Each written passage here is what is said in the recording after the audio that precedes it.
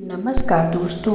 जीवन में कोई भी कठिनाई हो, परेशानियों में अगर इन पाठों का स्मरण किया जाए, या आँखों में कम दिखाई पड़ता हो, आँखों की बीमारी हो, चर्म रोग हो, या कहीं से भी कैसी भयानक से भयानक बीमारी हो ठीक हो रही है, आप अपनी दवाइयों के साथ आदित्य हृदय स्तोत्र का पाठ करना चालू करें। सूर्य के समक्ष करना है तो आप देखेंगे आपके जीवन में दवाइयाँ भी लग रही हैं और आप स्वस्थ हो गए।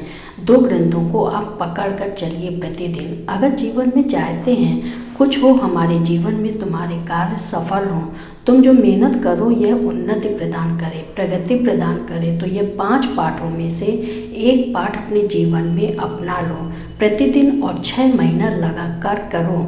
इसे छोड़ना नहीं, जीवन भर 6 महीने में आप देखोगे आपके जीवन में परिणाम ये सामान्य नहीं है। इनमें 5 पाठों में ये 5 देवों के पाठ हैं। पंच जो हमारे उपासना है, गणपति, शिव भगवान, विष्णु, दुर्गा और सूर्य पंचदेव हैं। हर हिंदू को अपने घर में इनकी सेवा पूजा करनी चाहिए। कभी कभी साल में कोई त्यौहार पड़े तो जैसे हम वैष्णव हैं, हमारे राधा कृष्ण की सेवा है, तो ऐसा नहीं कि बाकी देवी देवताओं का निरादर है। नहीं, जब अनुष्ठान होता है तो गणेश जी की पूजा होती है, माँ दुर्गा की नवरात्रि आती है तो उसमें भी हम खूब भजन करते हैं। शिवरात्रि आती है, श्रावण आते हो तो शिव जी का भजन करते हैं। इष्ट से जो प्रेम है उसमें कमी नहीं है, लेकिन जो भगवान के ये स्वरूप हैं वो भी तो इष्ट का ही स्वरूप है। तो उनके जब तीर्थ त्यौहार आए तो उस समय उनकी भी सेवा करें। तो आपका जो भी आपको प्रिय इष्ट हो हृदय में, उसका पाठ तो ये 5 देवताओं के कौन कौन से पाठ हैं, भगवान विष्णु या कृष्ण राम जी के यह पाठ हम करते हैं। वह है विष्णु सहस्त्र नाम भेद पितामह के द्वारा बोला गया है। भेद पितामह सामान्य नहीं है, उनके अंतिम क्षणों में मुख से निकला हुआ यह विष्णु सहस्त्र नाम है, इसलिए अत्यंत शक्तिशाली है।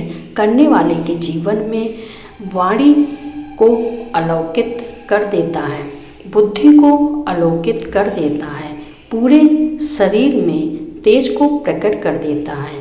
और आपके मन की इच्छा हो, कोई भी इच्छा लेकर करो।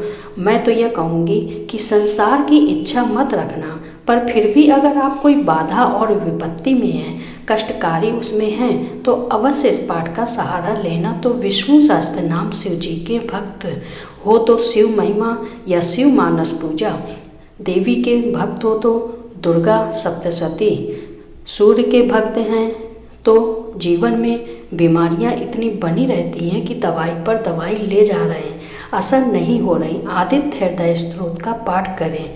सूर्य के लिए जल सामने रख के और फिर उस जल के समक्ष आदित्य हृदय स्तोत्र का पाठ करें और फिर उस जल में से भगवान को अर्पित करने के बाद कुछ नीचे जो आप पात्र में रख के तो उस जल को थोड़ा सा अपने 1-2 चम्मच ग्रहण करेंगे।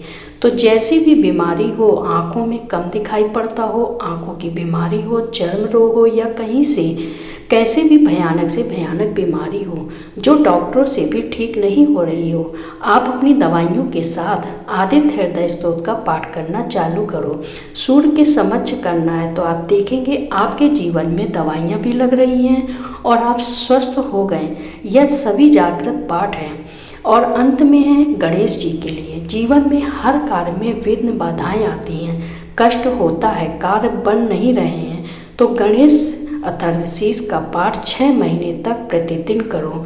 घी का दीपक जलाकर गणपति के समक्ष ये 5 पाठ अद्भुत हैं। अद्भुत आप अगर इन पाठों में से देखोगे तो लगभग सभी संतों में से प्रायः कोई न कोई एक पाठ से अवश्य जुड़ा होगा, चाहे वो दुर्गा सप्तशती से जुड़ा हो, विष्णु सहस्त्र नाम से जुड़ा हो, शिव मानस पूजा या शिव महिमा से जुड़ा हो, गणेश अथर्वशीष से जुड़ा हो, आदित्य हृदय स्तोत्र, राम रक्षा स्तोत्र से जुड़ा हो।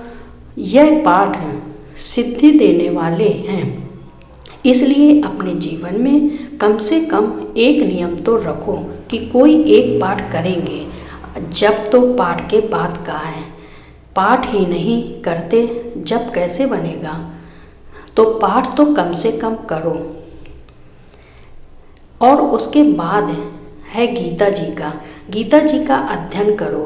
अगर आप विष्णु सहस्त्र नाम का अगर पाठ करते हैं प्रतिदिन, उसके तुरंत बाद गीता जी का पढ़ो, भले एक श्लोक पढ़ो, प्रतिदिन जान के पढ़ो। उसे 2 साल लगेंगे, 1-2 साल लगेंगे गीता जी को सीखने में, पर तुम्हारे हृदय में उतर जाएगी, तुम्हें समझ आएगा। और जब एक श्लोक को पढ़ो तो उसी श्लोक पे अच्छे अच्छे संतों को सुनो, किसी संत ने क्या बताया है। हरे हरे गहरे को नहीं सुनना है। जो प्रामाणिकता से हमें गीता जी का ज्ञान देते हैं, उन अच्छे अच्छे संतों का श्रवण करो। उसी एक श्लोक का अर्थ वो सब क्या बताते हैं।